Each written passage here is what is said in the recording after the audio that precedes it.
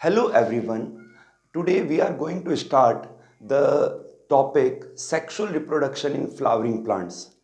आज हम यहाँ पर जो सेक्सुअल रिप्रोडक्शन है फ्लावरिंग प्लांट्स में नीट लेवल जो है उसका डिस्कस करेंगे।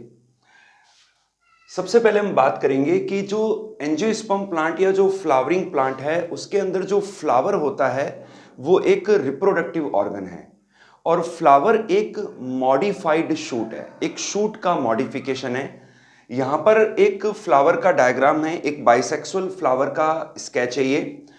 तो ये जो पार्ट है, अच्छा जिस सेगमेंट से या जिस हिस्से से फ्लावर ओरिजिन होता है उसे पिडंकल कहते हैं और ये जो बेस है इसे हम कहते हैं पैडी सेल। और पैडी सेल के नीचे ये जो बेस है, यहाँ पर ये जो ग्रीन लीव्स होती हैं इन्हें हम ब्रैक्ट कहते हैं और कहीं बीच में और जो लीव्स होती हैं उन्हें हम ब्रैक्टियोल कहते हैं, ब्रैक्टियोलेट कहते हैं, ठीक है। और ये जो फ्लैसी पार्ट है इसे हम थैलेमस एंड रिसेप्टेकल कहते हैं। एक फ्लावर के अंदर जो ग्रीन पंखुड़ी होती है सिंगल को सेपल कहते हैं और उसके ग्रुप को कैलिक्स कहते हैं। देन फिर जो कलरफुल जो पेटल है, ये जो पार्ट है इसे पेटल कहते हैं और इसके ग्रुप को कोरोला कहते हैं। तो फर्स्ट वर्ड हो गया कैलिक्स, सेकंड वर्ड कोरोला। जो थर्ड वर्ड है वो है एंड्रोशियम, इसमें स्टेमन है जो कि मेल रिप्रोडक्टिव पार्ट है। स्टेमन का ये फिलामेंट पार्ट है और ये जो पार्ट है this one is the anther, okay. और इस एंथर के अंदर ये दो लॉब हैं, ये इसे हम कहते हैं बाई लॉब्ड एंथर, ओके। स्टेमन के ग्रुप को हम एंड्रोशियम कहते हैं। ये थर्ड वर्ल है और जो फोर्थ वर्ल है वो फीमेल पार्ट है जिसे हम गाइनोसियम कहते हैं। ये एक सिंगल कार्पेल है, इसे हम कार्पेल कहते हैं और कार्पेल कई सारे होने पर वो फीमेल पार्ट है उसे हम गाइनोसियम कहते हैं। तो ये कार्पल या पिस्टिल है, इसका ये जो पार्ट है इसे हम स्टिग्मा कहते हैं, इस पार्ट को style. And this one is the ovary and ovary के अंदर ये जो स्ट्रक्चर है ये ओव्यूल है। तो कुछ इस तरीके से एक फ्लावर के अंदर चार वर्ल होते हैं। सबसे आउटर वर्ल कैलिक्स, जो सेकंड वर्ल है corolla, third whorl androecium and fourth whorl is gynoecium. Now I am coming to the next topic. At first we will discuss male part, stamen. Okay. So the topic is stamen. Stamen को microsporophyll भी कहते हैं and हम microsporangium यानी कि pollen सेक के बारे में डिस्कस करेंगे। तो ये एक स्टेमन का स्केच है और ये फिलामेंट है और ये एक एंथर है। अब इस एंथर के अंदर ये जो है ये दो लॉब हैं, ऐसे लॉब को हम बाई लॉब्ड एंथर कहते हैं। और एक और चीज, ईच लॉब के अंदर, एक लॉब के अंदर दो पॉलन चैम्बर या पॉलन सेक होते हैं जिन्हें हम माइक्रोस्पोरेंजियम कहते हैं। तो एक लॉब के अंदर दो पॉलन चैम्बर या पॉलन सेक है जिन्हें हम माइक्रोस्पोरेंजियम भी कहते हैं। यहां पर भी दो लॉब हैं, तो टोटल फोर जो हैं पॉलन सेक या पॉलन चैम्बर हैं बाइलॉब्ड एंथर में। कई सारे प्लांट ऐसे भी हैं जिनमें मोनोलॉब्ड एंथर पाया जाता है। यहां पर मैं आपको बता दूं कि लेटर स्टेजेस के अंदर जो ये एक लॉब के अंदर दो पॉलन चैम्बर की जो वॉल होती है वो डिसॉल्व हो जाती है और एक सिंगल चैम्बर बन जाता है। तो यहां भी एक सिंगल चैम्बर रहता है और यहां भी एक सिंगल चैम्बर रहता है। तो इस कंडीशन को हम कहते हैं डायथिकस। और जो मोनोलॉब्ड जो एंथर होता है उसके अंदर जब पॉलन चैम्बर के बीच की वॉल डिसॉल्व हो जाती है तो उसे हम कहते हैं मोनोथिकस, सिंगल चैम्बर रहता है। फिर अब यहां पर ये जो एंथर है इसका डायग्राम मैंने डिटेल में बनाया है ये, तो आप ध्यान से देखिए। ये एक पॉलन चैम्बर या पॉलन सेक है, ये भी एक है, ये भी एक है और इसके जस्ट पीछे भी एक पॉलन चैम्बर या पॉलन सेक है, ठीक है। तो टोटल 4 पॉलन चैम्बर हो गए और यहां ये जो ग्रूव है इन्हें हम लाइन ऑफ डेहिसेंस कहते हैं। एंथर के अंदर 4 वॉल लेयर्स होती हैं, 4 वॉल लेयर्स होती हैं। तो सबसे आउटर लेयर को एपिडर्मिस, सेकंड लेयर को एंडोथीसियम कहते हैं। अच्छा एक बात और, जो एपिडर्मिस है, एपिडर्मिस के नीचे जो सेल्स होती हैं उन्हें हम आर्कीस्पोरियल सेल्स कहते हैं और आर्कीस्पोरियल सेल्स के डिवीजन से primary parietal layer and primary sporogenous layer बनती है। और जो प्राइमरी पैराइटल लेयर्स है उनके डिवीजन से कंसेंट्रिक लेयर्स बनती हैं। तो यहाँ पर ये एपिडर्मिस है, ये एंडोथीसियम है, ये मिडिल लेयर्स हैं जो कंसेंट्रिक लेयर है, और ये जो लेयर है टेपिटम है, और टेपिटम के अंदर ये जो है, अंदर ये जो सेल्स का ग्रुप है इसे हम स्पोरोजीनस टिश्यू कहते हैं। और स्पोरोजीनस टिश्यू की सेल्स के डिवीजन से माइक्रोस्पोर बनते हैं जो कि पॉलन ग्रेन में डेवलप होते हैं। तो ये टेपिटम है, और टेपिटम के अंदर स्पोरोजीनस टिश्यू है, और ये जो टिश्यू है इसे हम कनेक्टिव टिश्यू कहते हैं, जो कनेक्ट करता है, बाइंड करता है। ओके, और ये लाइन ऑफ डेहिसेंस है कि जब खूब सारे पॉलन ग्रेन या माइक्रोस्पोर बन जाते हैं तब जो एंथर का रप्चर होता है वो लाइन ऑफ डेहिसेंस की ओर से होता है। तो कुछ इस तरीके से जो है एक एंथर की स्ट्रक्चर होती है। यहाँ पर हम डिटेल में एंथर की जो 4 वॉल लेयर्स हैं उनको हम डिटेल में पढ़ेंगे कि ये एपिडर्मिस है, ये एंडोथीसियम है, यहाँ पर जो लेयर्स हैं इन्हें मिडल लेयर्स कहते हैं, और ये टेपिटम है, ये 4th लेयर होती है। और टेपिटम के अंदर जो सेल्स का ग्रुप है that is called sporogenous tissue. Okay, अब जो स्पोरोजीनस टिश्यू है उनकी जो सेल्स होती हैं डिप्लॉयड होती हैं, वो, और स्पोरोजीनस टिश्यू की सेल्स को माइक्रोस्पोर मदर सेल्स कहते हैं जो कि डिप्लॉयड होती हैं।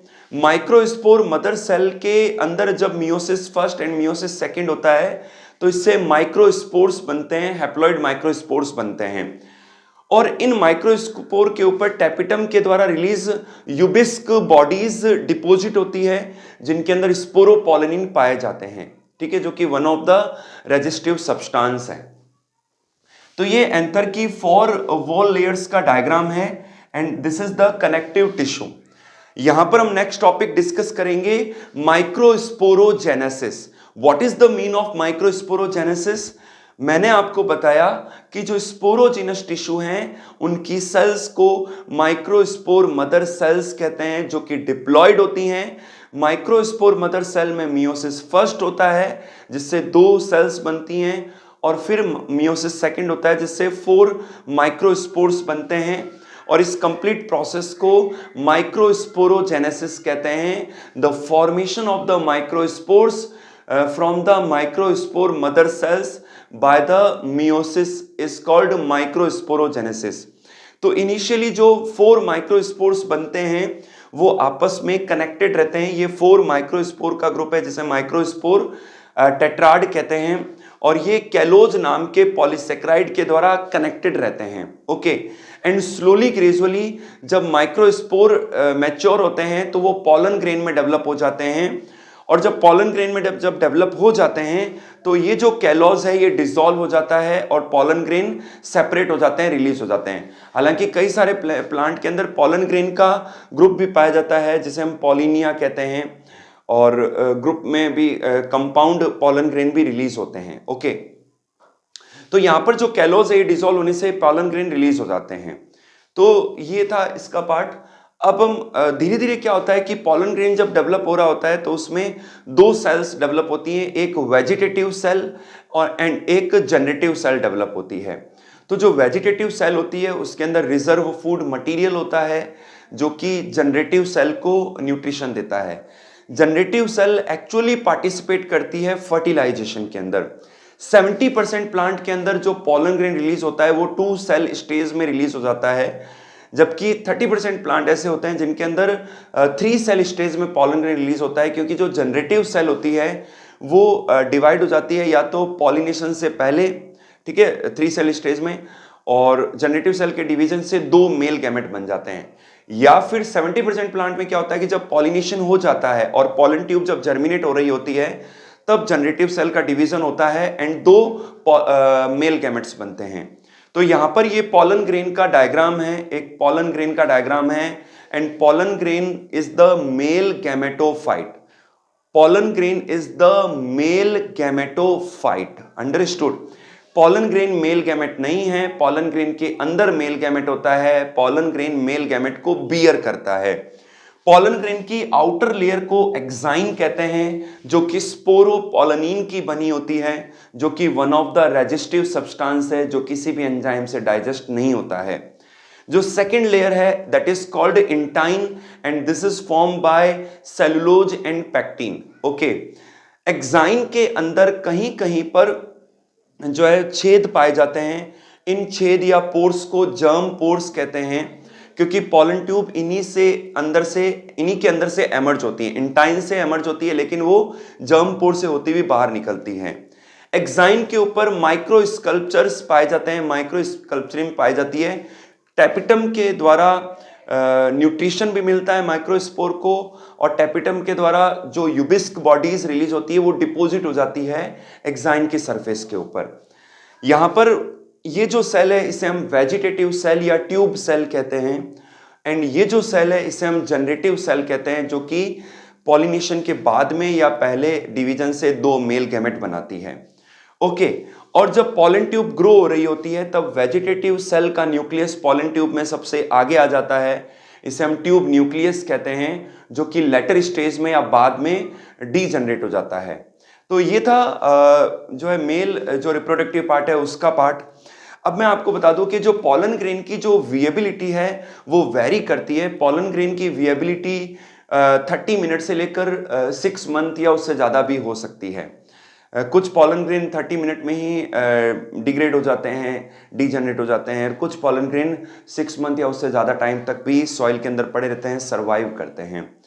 पॉलन ग्रेन न्यूट्रिशनल भी होते हैं, इसीलिए फॉरेन कंट्रीज के अंदर टैबलेट्स के फॉर्म में, सिरप्स के फॉर्म में पॉलन ग्रेन पाए जाते हैं, तो एनर्जी बूस्टर के रूप में इसको यूज किया जाता है।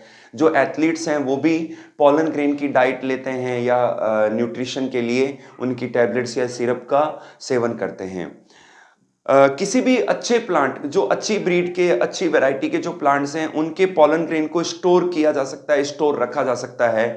तो पॉलन ग्रेन को अगर काफ़ी लंबे समय तक अगर हमें स्टोर करना है तो लिक्विड नाइट्रोजन के अंदर -196 डिग्री सेंटीग्रेड के ऊपर जो है टेम्परेचर के ऊपर पॉलन ग्रेन को स्टोर करके रखा जाता है, जिससे पॉलन ग्रेन लॉन्ग ड्यूरेबल बना रहता है, वो खराब नहीं होता है।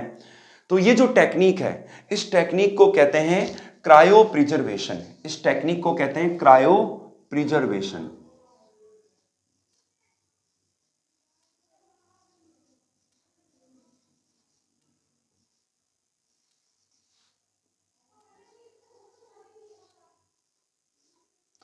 ठीक है, क्रायो प्रिजर्वेशन टेक्निक के अंदर -196 डिग्री सेंटीग्रेड पर लिक्विड नाइट्रोजन के अंदर पॉलन ग्रेन को स्टोर किया जाता है। This technique is known as cryo preservation.